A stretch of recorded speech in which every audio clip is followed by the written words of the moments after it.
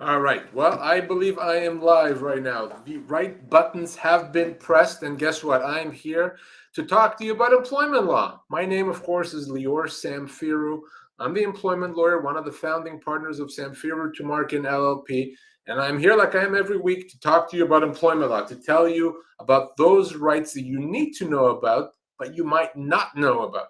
So this is a session for you to help you understand what your rights are if you're facing a workplace problems, because we have actually really good laws in this country, across this country of ours. Some of the best employment laws in the world, believe it or not, are in Canada. And just the problem is oftentimes people don't know what those are. Well, if you watch this session, you will know what your rights are. You'll learn and you can ask questions and get them answered live by me, the employment lawyer Lior Samfiru. So my firm, we operate across Ontario, BC, and Alberta. We're the largest employment law firm in those provinces, actually across the country. So if you have a question about employment law, you're in the right place. You're watching the right session right now. So take advantage of me being here and ask that question. Let me give you some other information. If you want to go beyond just this live stream, if you want to connect with me and my team off live stream, if you want to have a private chat, private email exchange, very, very easy to do that. All you do is you go to employmentlawyer.ca. You see that right over here, employmentlawyer.ca. Okay, that's our firm's website. You can connect with me there, get the email address, get the phone number there, fill out a form if you want, learn a lot more about employment law. It's kind of your one-stop shop for anything employment law. That's employmentlawyer.ca. But right now, next 30 minutes, I'm here for you. So if you're watching is great. You'll learn a lot, I hope, but you can also ask your question. That may be even more interesting, more effective. If you ask your question right now, type it in. It'll pop up on my screen. I'll read it and I'll answer it. And you walk away with that knowledge, that information. So again, I'm going to start answering questions. I'm Lior Samfiru, the employment lawyer, here live on this live stream for you, answering your questions like I do every single week. All right, let's start us off right now. But in the meantime, ask your question. I love getting questions from our regular listeners and viewers. And Stinson, of course, our regular listener, asks a question. You've often said that an employer request to sign a new employment agreement after being employed for years is a red flag. What if the employer promotes an employee to an all-new role and years later wants to formalize via new description? Same thing. There's no reason to have a new employment agreement at that point. Nothing stopping the employer from saying, hey, here's the new responsibilities, confirm that everything is good, no problem. But a new employment agreement is always a bad idea. It's never going to be good for the employee. It's never going to be to provide you with as good a rights as the law would provide for you automatically. Back of the napkin, that's what you want, frankly. Handshake deal, that's what you want. What that means, if you don't have a proper 10-page employment agreement, is that you have the full protection of the law. What the employment agreement often does is takes away those protections. The way the law works usually and often is it gives you rights, but it also gives you the ability to contract out of those rights, to give them away, to eliminate them. If you want to give away your rights, you can. And that's what an employment agreement does. Oftentimes employers say, my gosh, these employees have a lot of rights. Maybe we can limit them. Well, we do that with an employment agreement. So no, promotion, new position, salary increase, you name it, no reason for you, the employee, to sign that employment agreement. Certainly not without having me review it first. It could potentially limit your severance and cost you tens of thousands of dollars in the future, tens and tens of thousands. It could give the company the right to put you on a temporary layoff, which they don't have a right to do. But with an agreement, they can. It can give them the right to change your job, your pay, your location, all of which they can't do unless you sign an employment agreement. So very important, good question there. So always, red flag is the right term. It's a red flag if your employer asks you to sign a new employment agreement. Great question. You see how easy it is for you as well. You can ask the question right now. Get me, Lior Samfiru, the employment lawyer, to answer it, to tell you what you need to know, and to, of course, demystify this topic of employment law. So again, if you're watching, thank you for joining. Welcome to this session. Ask your question. You got some time, plenty of it right now. You don't have to hurry or rush yourself. Just ask it. I'll answer it. All right, continue. Next question is from Jerome. Should your severance package also take into account stock units if your compensation did? Yeah, absolutely. So when it comes to your severance has to include all components of your compensation. So salary, bonus, benefits, commissions, car allowance, stock options, pension, all components of your compensation have to be included as part of your severance. So if, let's say, you're owed 12-month severance as an example, any stock options that you would have gotten or that vest over that period of time have to be accounted for as part of your severance. They can't be eliminated. Same with any bonuses you would have expected to earn, any commissions you would have expected to earn. So oftentimes companies not going to forget about base salary, but they may conveniently forget about everything else. Okay, so not a good idea because all of those things have to be included. I recently spoke with someone who was let go. He was offered 7 months severance. 7 months was actually a fair amount for him, but he was offered 7 months of base salary. The company didn't include his commissions. His base salary was $40,000. He was making $80,000 with commission. Well, the 7 months should have been calculated on the basis of his total compensation, salary and commissions. So again, that's a wrongful dismissal. Remember, company has to include all components of your compensation. If your employer doesn't, you call me right away. In fact, you call me if they let you go for any reason. If they offer you anything, you call me so that we make sure you're owed, you get what you're owed. Great question there. All right, continue to ask questions. See how easy it is? No problem, no judgment, just answers. Lior Samfiru here, the employment lawyer, answering your questions live. Ask it. N. Stinson has a follow-up. To clarify, the employer is offering to write just a new job description with my input, not a new employment agreement. Well, if it's a new job description, I think I answered that. If it's just job duties, there's no problem with that. The employment agreement is a problem, not a new job description. All right, next question comes from Tiffany on YouTube. Thank you for writing in, Tiffany. Tiffany writes, how does an employee deal with with employer fraud in paying or not paying commissions to salespeople? Well, if they don't pay what they're supposed to pay, number one, that's illegal. That could be an employment standards violation. That could also result in a constructive dismissal. You also have a right to know how your commissions are calculated. So if your employer says, yeah, you've earned $2,000, whatever, in commissions, you are entitled to get the breakdown of that and see how it's calculated. And you have a right to ask questions if you don't agree with it, and you can't be punished for it. You can't be punished for standing up for your rights, for asking questions about your income, for asking for a breakdown as to how your pay was calculated. Ultimately, if the company won't give it to you, or it's false, that they're not doing what they're supposed to, whether it's fraud or they're just breach of contract, it's illegal. There's various things that can happen then. It starts by giving me a call. But for now, ask the question. Make sure you understand how your employer's calculated your commission. It's not enough to say, hey, take my word for it. That's all you get. No, not good enough. Not legal. Ask the question. If you don't get what you need to, call me. See how fast I can get it. All right? To connect with me, for Tiffany, for anyone, easy to do, employmentlawyer.ca. You see that address below me on the screen right now.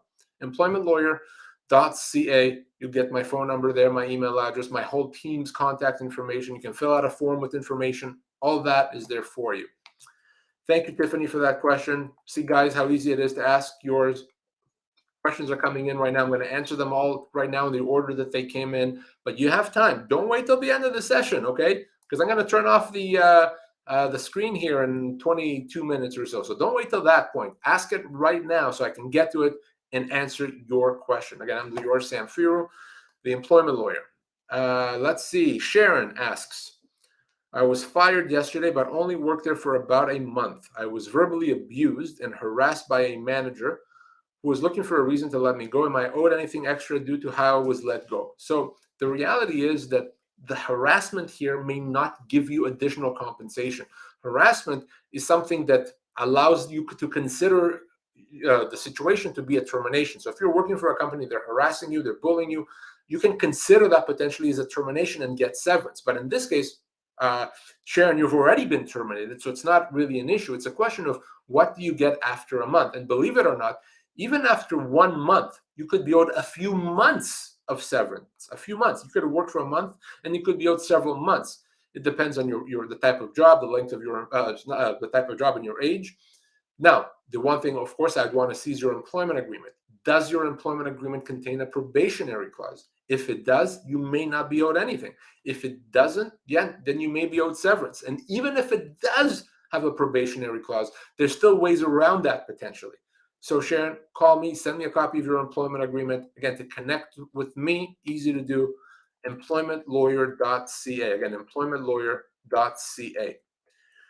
All right, let's see. Questions are coming in. I'm in a good mood because of that. That's awesome. Rocky has our next question. Rocky is watching on YouTube. I have a very vague minimum termination clause in my contract and have been let go without cause. The employer broke the initial employment agreement with regards to a vehicle. Well, obviously, I can't say anything, Rocky. I haven't seen the termination clause. What I'm going to tell you is that easily 80% of termination clauses are not enforceable. And termination clauses are terms that try to limit a person's severance. So the vast majority are actually not enforceable, meaning you're owed full severance. So obviously, I don't know anything about your situation, Rocky. I don't know how long you work there. I don't know the type of job. I don't know what they've offered you. So I can't assess what you're owed. But chances are that even without knowing anything more, that you're owed a lot more than what you've been offered. And you say you have a meeting with one of my lawyers in Edmonton. Great. Then we got you covered. We'll take care of you. We'll make sure you get your full severance. And they'll be able to assess the enforceability of the clause, if it is or isn't enforceable, how much you're owed, and to help you get what you're owed. So you're in great hands, Rocky, and we'll look forward to helping you. Guy Dope on YouTube has a question. Is there an upper limit for human rights damages? What was the maximum amount awarded by Canadian courts in the past? So generally speaking, human rights damages are usually awarded by a human rights tribunal, not by the court. They can be awarded by court. And there's no upper limit. There's no official limit, but usually the amounts are very conservative. So unlike in the United States, where the amounts can be a lot higher, that's what I'm told. In Canada, the amounts tend to be small.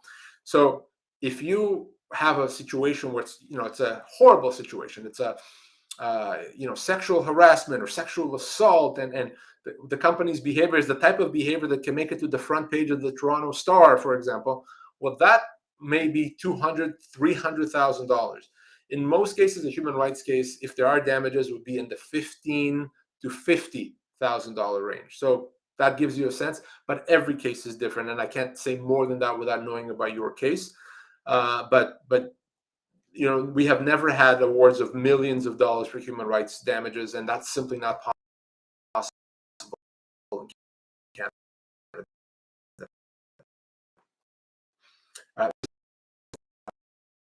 Question. Next question comes from Dawn. Dawn asks, Dawn's on YouTube as well. I'm on long-term disability, and the company I work for closed the care home in January 2022. I was never contacted. I'm wondering, am I entitled to severance? Yes, you're entitled to severance. Absolutely, you are. Now, this is assuming you're not part of a union. If you're part of a union, you have to talk to your union and see what you're owed. But yes, you are owed severance. And there's a way to structure it potentially so it doesn't impact your disability significantly. So, Don, yeah, if you, in that situation, if you know there's no job available because there's no place for you to go back to work, yes, severance is owed, and you got to call me right away. Okay, let's take care of that. It's already been over a year. That limitation period is going to expire. Okay, so don't wait on that. Let's talk about that very soon, Don. You can connect with me and my team through employmentlawyer.ca. Again, employmentlawyer.ca. Easy to do. Hopefully you do that and connect with me very, very soon. For those joining us right now, more questions for me to answer. I'm Lior Samfiru, the employment lawyer, here for you, as you've seen me do already, answering questions, telling you what you need to know about employment law, about workplace rights. So you still have some 15 minutes or so. That's a lot of time. Ask your question. I know you have them because I answer them all the time. Ask your questions right now. Take advantage. Get your answers. But right now, I'm continuing to answer more questions. So Guy Dope says, under what type of circumstances is reinstatement granted for unjust dismissal? It's extremely rare. Okay, it's very, very rare. Generally speaking, reinstatement can happen if you're a federally regulated employee. Then the federal tribunal has the possibility of reinstatement, but that's rare. In most cases, they don't like doing that. It can only happen. It can also happen in a human rights situation, but generally speaking, that's rare. It's unlikely. It's only where there's not going to be bad blood for the person going back to work. That the workplace or the work relationship is going to be healthy, and that's just rarely the case. So usually, when it comes to employment law, we rarely talk about reinstatement. Usually, we're talking about compensation, money. But every situation is different, and I can't say without knowing more whether your case there's potential for reinstatement. But if we're looking at it from a statistic standpoint, it's very unlikely, very unlikely. All right. Next question right now comes from Tanya. Can the employer change a reasonable accommodation because it no longer fits them? Well, they can only change the accommodation or refuse to accommodate if it's not possible for them to accommodate anymore. An employer has a strict duty to accommodate. I'm assuming we're talking about medical accommodation, modified duties, modified hours, as long as you have a doctor's note, okay? And they have to find a way to make that happen. They can't say we don't want to. They can't say that's too much of a pain. No. Now, obviously, if it's not possible, if it's going to cost too much money, it's just a crazy situation, then they don't have to go that far. But they can't just accommodate for a while and say, yeah, you know what, we've done it long enough, we're done. No, that's illegal. So the question always becomes, can they accommodate, but are they choosing not to? In which case, illegal, that's a human rights violation. Or is it really a situation where, given what happened, it's just not possible to accommodate? If it's not possible, well, then, of course, they don't have to accommodate. But that's a very high test for the employer to meet. We call this accommodation to the point of undue hardship. What that means is that even if it's hard, they have to accommodate. If it becomes undue hardship, so hard, so ridiculously difficult, then they don't have to go that far. But even if it's hard, your employer has to provide accommodation. If they don't, call me, okay? Human rights laws here take that very seriously, that duty to accommodate, very important obligation that an employer has. All right, amazing questions today, guys. Some of the best questions we've had in a very long time. So again, thank you. I'm going to continue answering. I'm Lior Samfiru, the employment lawyer, live here for you, with you, answering your questions. All right, let's see. Keith has the next question. Can you be refused a leave of absence despite having a doctor's note? No. Your employer has no discretion in that situation. If you have a doctor's note that says you need to be off work, it's done. It's over. Your employer does not have a say. It's not up to them. They don't get an opinion on that. If you have a doctor's note saying you have to be off, they have to give you the time off. Full stop. Okay? Now, they may ask additional questions about how long do you expect to be off? Is there another option instead of being off? Could we accommodate you? That is reasonable questions to ask. They can't refuse to give you the time off. They can't ask you what is the medical condition. That's private. Whether it's because of a mental health issue or a physical ailment, it doesn't matter. What matters is whether you have a doctor's note saying you cannot be off, you cannot work, you need to be off work. So can they refuse? No, they don't even get a say. They don't get an opinion. They don't get to do anything other than follow what your doctor says. All right, let's see. Lucia has a next question. She's also on YouTube. Don't know what we're talking about. Employee said something about my company. Sorry, did I miss a question here? Lucia says cleaning companies support pay severance pay. I'm not sure what you're asking, Lucia, so maybe you want to clarify here. Let's see. Joe Smith has our next question. Do I have a right to make investing decisions in my workplace pension? No, you don't. The company takes care of that, or their insurer takes care of that. Only if you're let go and you withdraw that pension, then you decide what happens with it. But otherwise, no, the company makes that decision. Let's see. Okay, great question by, let's see, Ulrich. Ulrich asks, how much are your fees generally when negotiating severance? So Ulrich wants to know about legal fees. Good question. The vast majority of the cases that we take on are on a contingency basis. We take a percentage of whatever we're able to recover, okay?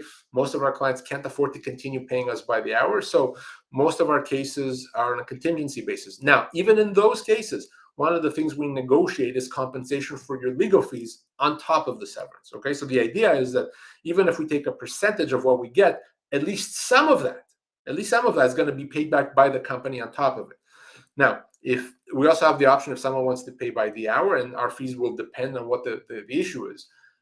Every case is different, but in most cases, probably 80% of our cases that we take on are on a contingency basis. But of course, we offer other options if people want those. So thank you for that question, Ulrich. Lots of questions today. My gosh, I'm feeling good. Fulgun on I'm probably mispronouncing. If I am, I apologize. On YouTube has a question. An employee does not report to work for months, stating mental health reasons. The employer followed up and asked for a medical note to support the unauthorized leave. The employee complained on the company's website, stating the workplace issues to buy time. Company conducted a third-party investigation and found all the allegations were baseless. The employee did not show any interest. Again, I don't understand the question. I'm sorry, Falcon. You've confused me. I apologize. Maybe you want to reach out to me so we can have a chat about this. I'm not sure exactly what the issues are and what we're trying to figure out. So let's see. Errol Pages. My union dropped my grievance for back pay for being terminated last year due to vaccination. They said I'm free to call a lawyer now. Are you available for this? No, you're not. Unfortunately, not free to call a lawyer. A unionized employee cannot hire a lawyer for an issue like that. There's no option here. It's not up to your union. You're just not allowed by law to hire a lawyer. So it has to be the union. So a union telling you that you can hire a lawyer, that's like a union telling you you can fly. Well, no, you can't, right? So it's not up to your union then. And for a unionized employee, only the union can help you. And one thing that I want to make clear is everything you hear me say on this session, or you hear me on radio or watch me on TV, only applies to non-union employees. It does not apply to unionized employees, okay? It does not apply. If you're a unionized employee, only the union can help you, and you have other rights and different rights, okay? So very important to understand that. Let's see where we're at. Earl Rick has a follow-up. Can short-term disability provider deny benefits even if you have a doctor's note? Well, not legally, but they often do, because oftentimes they try to get you off their payroll or avoid paying you. Well, the good news is at our office, we have a whole team dealing exclusively with these disability issues with long-term and short-term disability insurers. So if your insurance company, short-term, long-term, doesn't follow what your doctor says, let's talk about it. They'll often, by the way, say, oh, you can appeal our decision. That's a waste of time. You're appealing to the same person that's already denying you. It's just a way to frustrate you. We need to get involved. So if you've been denied disability, call us. We have a whole team. As soon as they hear from us, the matters get resolved, okay? So for you, Ulrich, anyone else, disability issues, whole team, best in the country, dealing exclusively with that. To connect with me, my team, employmentlawyer.ca. Again, employmentlawyer.ca. Those that have just joined us, by the way, you see how easy it is. I'm Lior Samfiru, the employment lawyer, answering questions live. I'm, of course, with Samfiru Tumarkin LLP. And I'm helping you right now to get some answers. So you have some time, ask questions. I'm going to continue answering the questions in the order that they've come in. So ask your question as well. M. Ellie on YouTube asks a question. If my long-term care employer sells the company, can I still get severance from being wrongfully dismissed by the new owner? So if the new owner buys the company, you continue working for them, generally speaking, they inherit your severance. They inherit your service. So if down the road they let you go, they have to pay you severance based on your full service. The key, though, is not to sign an employment agreement with the buyer that limits that severance or that says that they're not going to recognize your past service. But as long as you don't sign an employment agreement like that and you continue working, they inherit your service, they inherit your severance in the future, and you're protected, okay? So that employment agreement, I've talked about it already earlier, very important document. Don't give up your rights.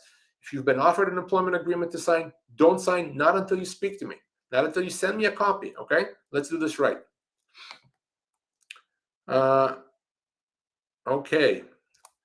Let's see. Next question is from Guy Dope on YouTube. Are federally regulated employers, such as financial institutions, subject to the guidelines of the Human Rights Commission for accommodation request. Human rights laws apply to federally regulated, same as provincially regulated. There's no difference. There's a different statute that applies to federally regulated employees. It's the Canadian Human Rights Act, but it provides for the same obligation to accommodate, etc. So there's absolutely no obligation. Okay, so it's not guidance, right? It's the law. They have to provide. They have to accommodate. There's no option here. It's not a recommendation or guidance. It's you have to do it. There's no choice. There's no discretion. All right.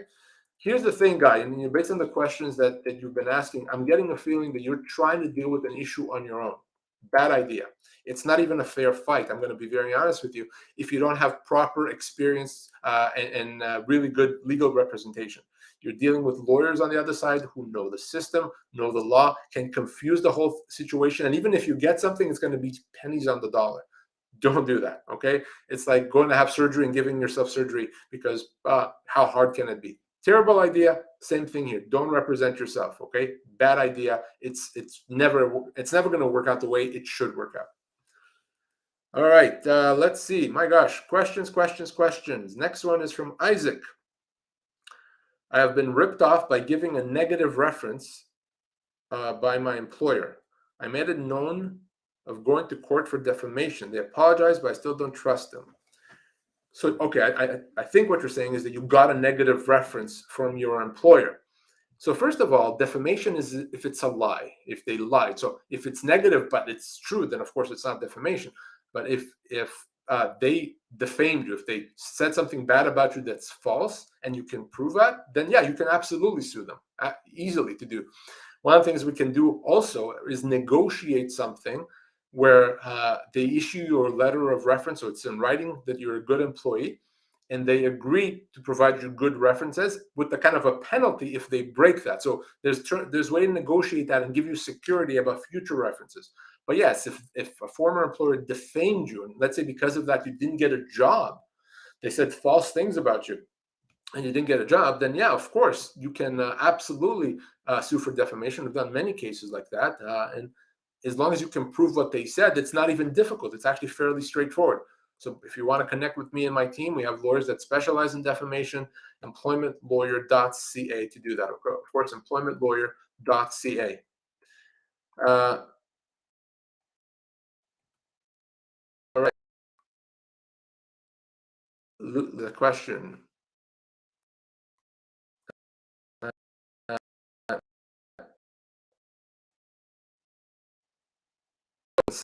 Is that correct? Yes, so your employer is allowed to say you're gone today, leave now, but they have to pay you severance. So there's nothing wrong with the employer saying, okay, we're letting you go today, you're gone immediately. It may not be a nice thing to do, but they can do that as long as they pay you proper severance. So yes, you get severance. As long as you're not part of a union, you get severance. This is a good time here to tell you about how do you find out how much severance you're owed. You can find out, Lucia and everyone else, how much severance. Just go to pocketemploymentlawyer.ca. You see that address below me, pocketemploymentlawyer.ca. Use our severance calculator. It's free, it's anonymous, and it's going to tell you how much severance you're owed. It's easy to use. It takes a few seconds only, and you can find out if you're owed 6 months, 18 months, 24 months.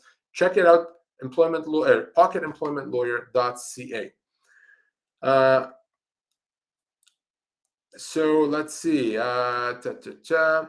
Tanya G has a question.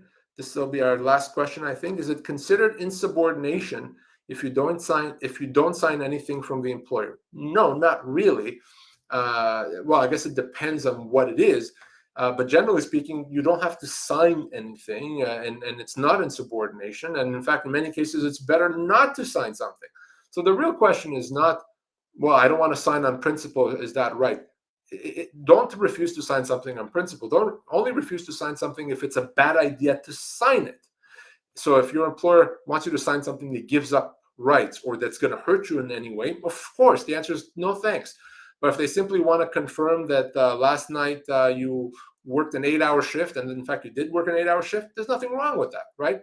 So the real question is not, is it insubordination? The question is, are they asking you to sign something that's bad for you? If they do, terrible, don't sign. You can't be punished for it. If you're not sure if it is bad or not so bad, call me, okay? Let me read it, let me review it. and I will tell you exactly what that means.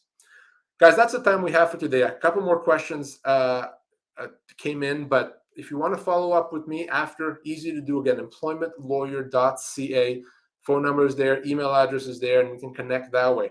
Guys, this is the time I've had for today. I'll be back next week to answer questions, but don't wait until then. If you want to connect with me, the employment lawyer, Lior Samfiru, you can do that through employmentlawyer.ca. Otherwise, I'll see you guys again very soon. Thank you for joining me, guys. Amazing questions today.